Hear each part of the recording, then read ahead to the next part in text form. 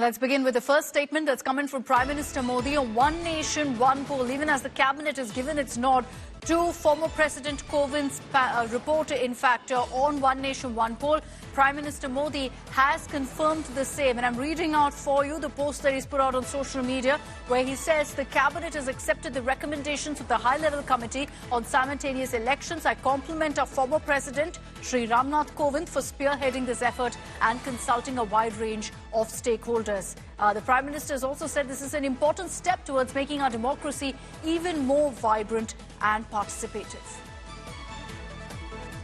Say India clearly now inching towards one nation, one election. The Modi cabinet today, in a significant step, has given the green signal for a bill to hold elections in two phases across the country. And this is as per the recommendations of the high-level panel led by former President Ramnath Kovind.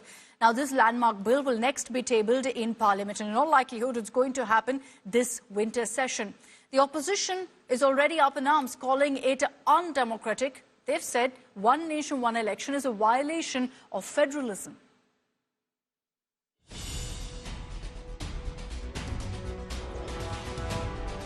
India is moving towards one nation, one election.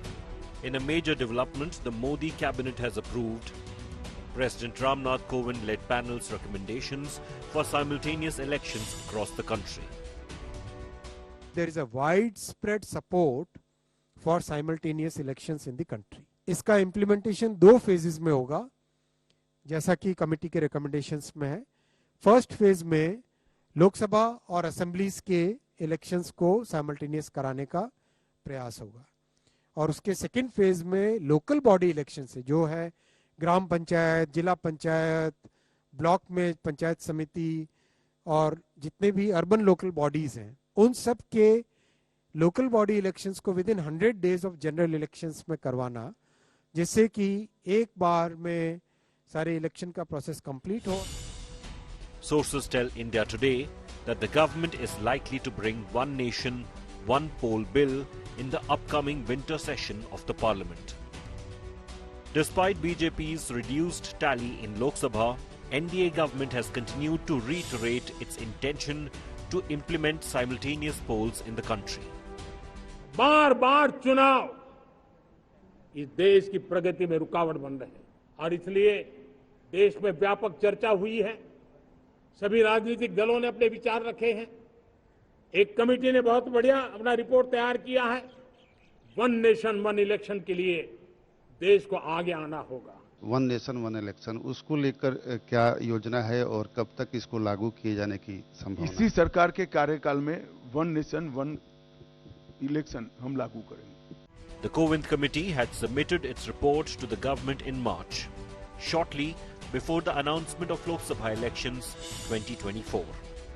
The panel had recommended that the government take a one-time transitory measure which would require the union government to identify an appointed date immediately after a Lok Sabha election. All state assemblies that go to polls after the said date would have their terms expire with the parliament. The centre's move has already triggered a war of words. ये practical नहीं है और ये चलने वाला नहीं है. ये सिर्फ चुनाव जब बात है, कोई ना कोई कुछ मुद्दा नहीं मिल रहा उनको, ऐसी चीजें बात करने के लिए, इश्यू को डाइवर्ट करने के लिए वो बात करते हैं, और इसीलिए और पूरे देश के लोग कोई मानने वाले भी नहीं हैं. बहुत जल्दी विपक्ष में भी उनके अंदर से आंतरिक दबाव बनने न लग जाए कहीं, क्योंकि देश में करीब 80% of the respondents who responded during the consultation process, 80% से ज्यादा लोगों ने इसको बहुत पॉजिटिव सपोर्ट दिया है, खासकर यूथ ने. Youth is very much in favour of it. Other opposition parties are also opposing One Nation, One Poll. Madhya Pradesh या उत्तर प्रदेश या किसी और राज्य में सरकार किसी की नहीं बन पाती है. जो बनती है वो 3 महीने में चल नहीं पाती है. विधानसभा भंग करने की सिफारिश कर दी जाती है. मान लीजिए, फिर क्या होगा? आप राष्ट्रपति शासन लगाएंगे. अगर बीच में चुनाव हुआ तो वो जो माला आप गुन रहे हैं ना, one nation one election, one nation one election, वो टूट गई.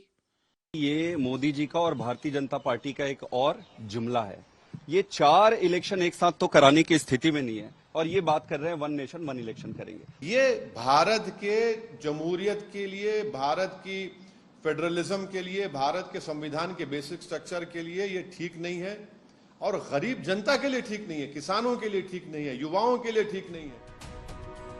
For now, Modi 3.0 Sarkar seems to be going full steam ahead with its plan for simultaneous elections. With Himanshu Mishra and Piyush Mishra in Delhi, Bureau Report, India Today. So the opposition is up in arms against the one nation, one election proposal. Here's a conversation that my colleague Milind Sharma had with Uddhav Sena MP Priyanka Chaturvedi. Most of the opposition parties are now opposing it. Is the Shiv Sena UBT also in opposition or is going to support this particular move? Maharashtra will see a government for 5 years as soon as the elections are announced. We'll see a government for 5 years. Haryana will see that. But what about other states which are having an election in 2027, earlier 2025? How are they going to work? How is it going to work? Let's say there's an alliance party, 3 alliance parties like in Maharashtra, they came together, then they pulled down a government, the Bharatiya Janata Party. Should we wait for an entire, 2.5 years to get over to match it with the general election? So there are various questions that are coming. And opposition, of course, the idea of anything being endangered, especially electoral process endangered, is something that we will challenge and we will oppose. Anything that harms India's democracy and constitutional values, we are going to oppose it.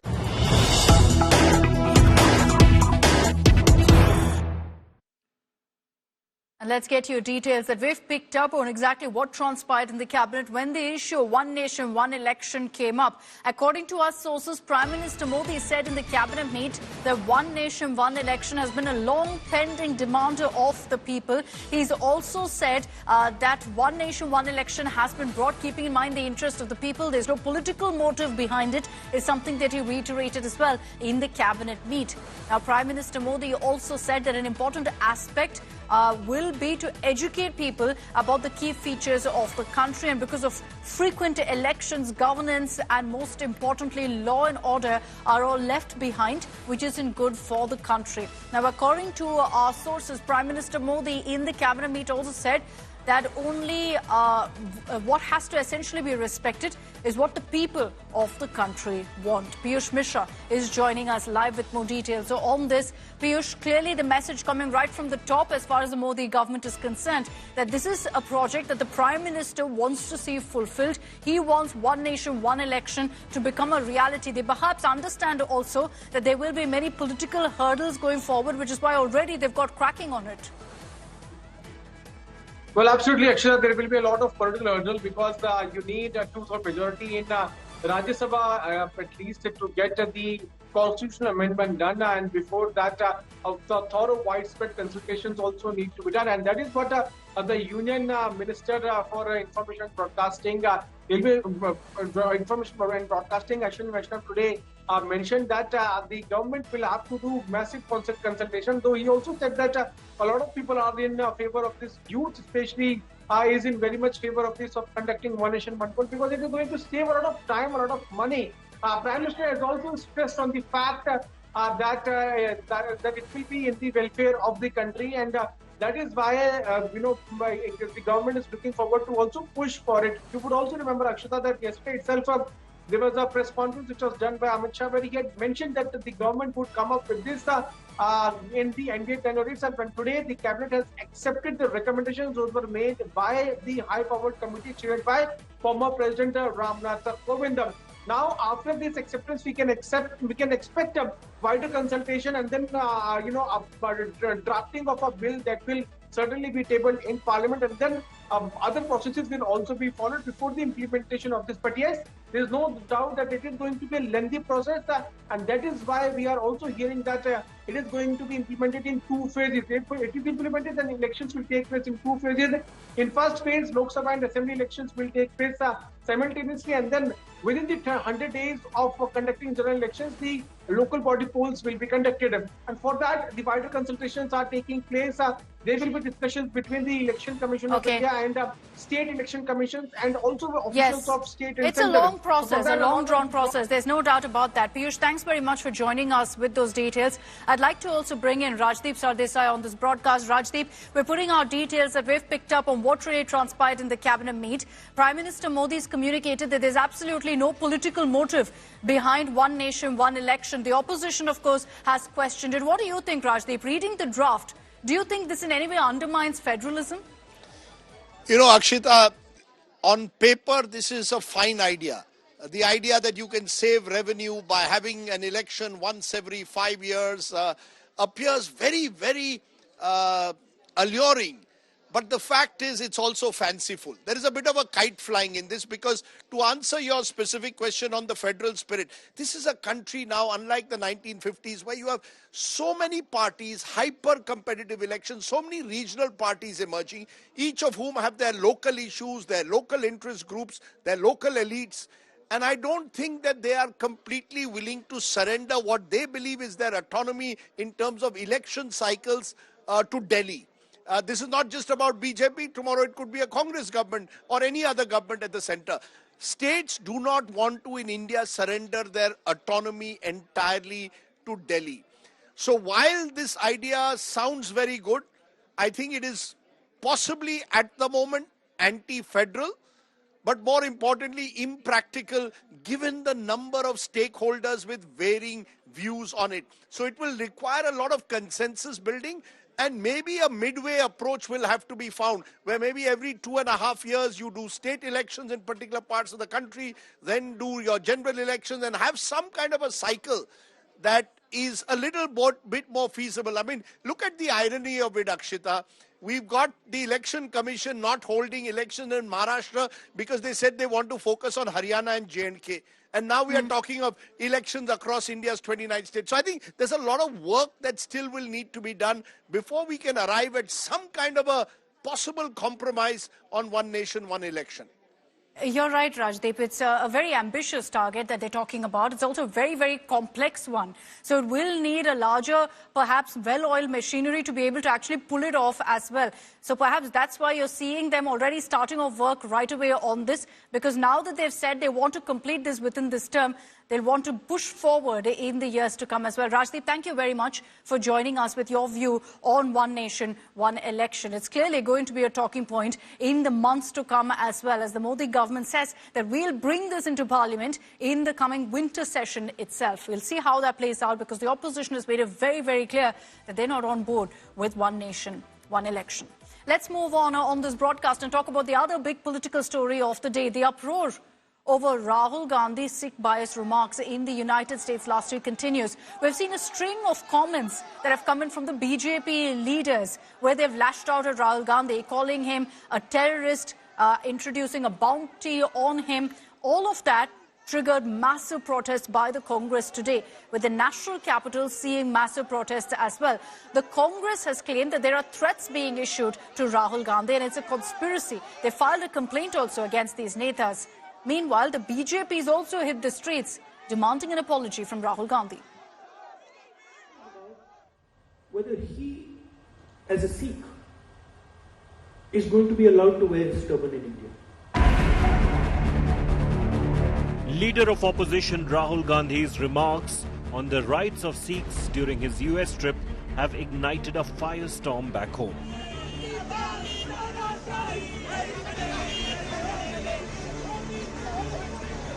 The national capital saw twin protests on Wednesday. One outside the BJP headquarters and the other outside Congress headquarters. Effigies were burnt. Tensions boiled over as multiple Congress leaders were detained.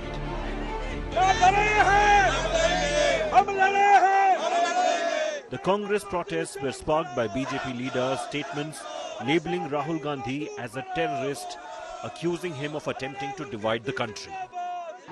देश के number 1 terrorist अगर किसी को मेरे ख्याल से किस पे अनाम होना चाहिए पकड़ने के लिए, या देश का सबसे बड़ा दुश्मन जो जिसको लाना चाहिए एजेंसीज को, वो आज राहुल गांधी है। अंग्रेज मर गए, औलाद छोड़ गए, तो न ये मुसलमान रहे, न हिंदू रहे, न क्रिश्चियन रहे, न सिख हुए। ये तो ऐसी पांचवी जाति बन गई है। ये इनको किसी के साथ कोई सरोकार नहीं है। हिंदुस्तान से इनको कोई लेना देना नहीं है। हिंदुस्तान को लुटेरे के रूप में लूटने के लिए आए इटली से। Congress MP Ajay Maken on Wednesday filed a formal complaint against BJP leaders over their remarks. चलिए, एक व्यक्ति ने कह दिया, हो सकता है उसके अपने निजी विचार हो, लेकिन ना तो उसके आकाओं ने, ना भारतीय जनता पार्टी के नेताओं ने उसको चुप कराने की कोशिश करी, ना उसकी भर्त्सना करी। ये कांग्रेस पार्टी है और ये राहुल गांधी है। जान से मारने की धमकी से हम लोग किसी भी तरीके से डरने वाले नहीं हैं। Members of the India bloc, including Shiv Sena, UBT, backed the Congress and condemned the BJP. Maharashtra के बीजेपी के जो अलायंस है, उनके एक विधायक और भी कुछ लोग सभी एक ही भाषा में बोल रहे हैं कि राहुल गांधी के ऊपर हमला करने। ये रशिया में होता है कि विपक्ष के नेता को खत्म किया जाता है, और भी देशों में हो सकता है जहां तानाशाही है, जहां लोकतंत्र नहीं है। Despite the backlash, Union Minister Ravneet Singh Bittu refused to retract his comments. Terrorist किसको कहा जाता है? जो टेररिस्ट की बात एंडोर्स करे, जो टेररिज्म को प्रमोट करे। जब पन्नू और राहुल गांधी एक दूसरे की बात, एक दूसरे को एंडोर्स कर रहे हैं, एक दूसरे की वाह वाह कर रहे हैं, तो और क्या होगा जी? और उसे क्या कहा जाएगा, ये बताओ। BJP leaders have also criticized Rahul Gandhi for meeting with controversial US Congresswoman Ilhan Omar during his American trip, creating a new flashpoint in the growing political feud. With Ram Kinkar Singh in Delhi, Bureau Report, India Today. And today, parts of Jammu and Kashmir went to polls in truly a historic election. In phase 1 today, 24 seats were up for grabs, and with a voter turnout of over 60% so far. That's a record by itself. It's clear that the voter has chosen ballots over the bullet. It's the first time that Jammu and Kashmir is voting since the abrogation of Article 370. The voter turnout is clearly a big win for democracy. Voting in the first phase of the historic three-phase election in Jammu and Kashmir took place under stringent security measures on Wednesday. 24 assembly constituencies spread across 7 districts on both sides of Pir Panjal mountain range voted for the first time in 10 years. 219 candidates are in the fray. A record voter turnout was registered in phase 1 of polls. This is also the first assembly election in Jammu and Kashmir after the centre abrogated Article 370 of the Constitution in 2019.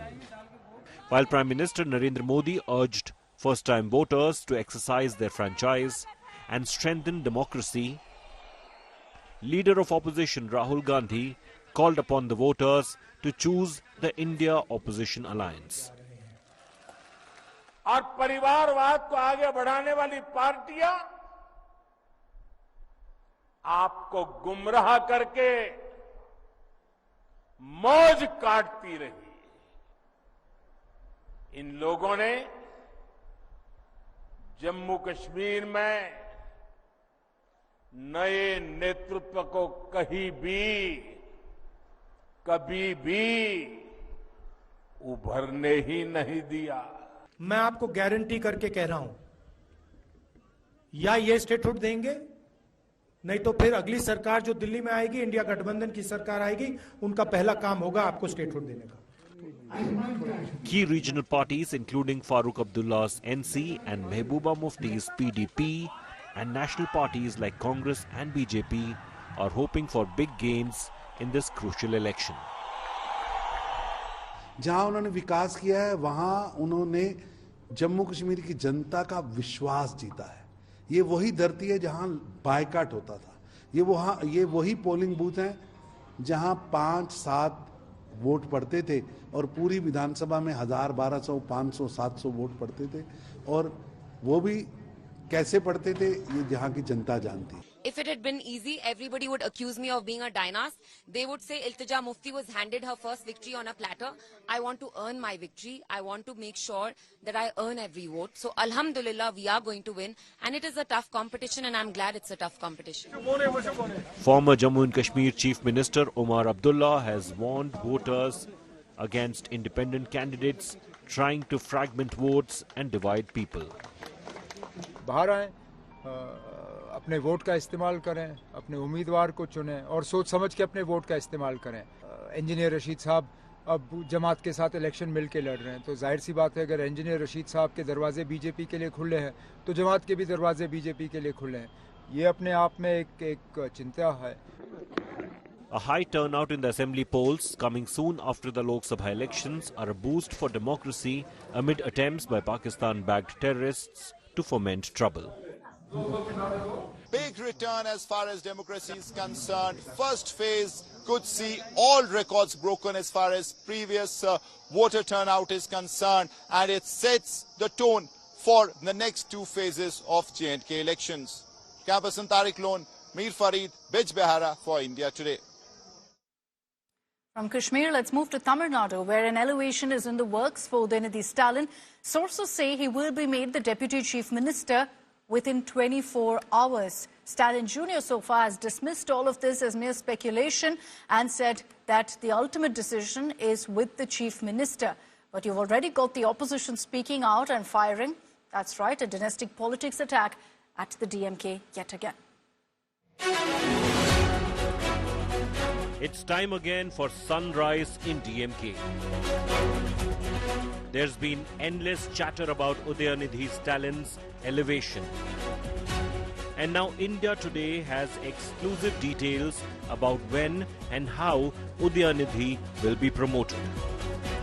Sources tell us that Udayanidhi could be made the Deputy CM very soon, and his father CM Stalin has given the nod. Just a few days ago, Stalin had made it clear that change is the only constant. நாங்கள் திமுக என்பது சொன்னதை தான் செய்யும், சொல்வதை தான் செய்வோம். ஒரே வரையில் சொல்லிடுறேன். இன்னைக்கு 75ஆம் ஆண்டு விழாவை கொண்டாடக்கூடிய வகையில் திமுக பவள விழாவை கொண்டாட இருக்கு. ஆக நிச்சயமா உறுதியா நீங்க எதிர்பார்க்கக்கூடிய சூழ்நிலை உருவாகும் என்று நம்புகிறேன். Udayanidhi, who is currently a minister in the DMK government, could be elevated within the next 24 hours, and it's clearly been in the works. Sample this. Months ago, when DMK MPs took oath in parliament, they did not just thank Stalin, but also Udayanidhi in the same breath. வாழ்க இளம் தலைவர் உதயநிதி ஸ்டாலின், வெல்க தமிழ். வருங்காலம் எங்கள் உதயநிதி. வாழ்க எங்களின் எதிர்காலம் அண்ணன் Udhayanidhi. But amid all the buzz, Udayanidhi has refuted reports, calling it mere speculation. You have to ask the CM. Have you got any info, sir? It's totally Chief Minister's right to decide about it. Will you accept the So the speculations have been going on since. It is just. Will you accept the post given? The opposition in Tamil Nadu has already put out their daggers, firing the all too familiar dynasty attack. The elevation of Prince Udayanidhi as Deputy Chief Minister signals and marks the end of DMK in Tamil Nadu going forward. The upcoming Assembly 2026, DMK is all set to split into different factions, with a couple of seniors going to revolt against these decisions. This is a clear example of dynasty rule in the name of democracy. Udayanidhi Stalin would be made the Deputy Chief Minister. Is that so? As you said, it is a rumor. A rumor will come to my ears also, but I can't say anything. It is for the CM to decide. Do you encourage that rumor? We are not against anything. He is proving his mettle. He is working. Udayanidhi. Yes, as a minister. CM Stalin is clearly now grooming his son to be his political heir, but seems to have chosen a different path from his father. Kalaignar Karunanidhi remember, made Stalin toil hard for decades before he finally propped him up as his heir. In the former AIDMK regime, O. Pannirselvam also was a deputy chief minister, and right now the senior leaders of the party claim that it is high time for Udayanidhi Stalin to become a deputy chief minister, to play a major role in the Tamil Nadu governance and also in the party. Vidya, Pramod Madhav for India Today. That's all we have time for in this edition of 7 at 7. Thanks very much for tuning in.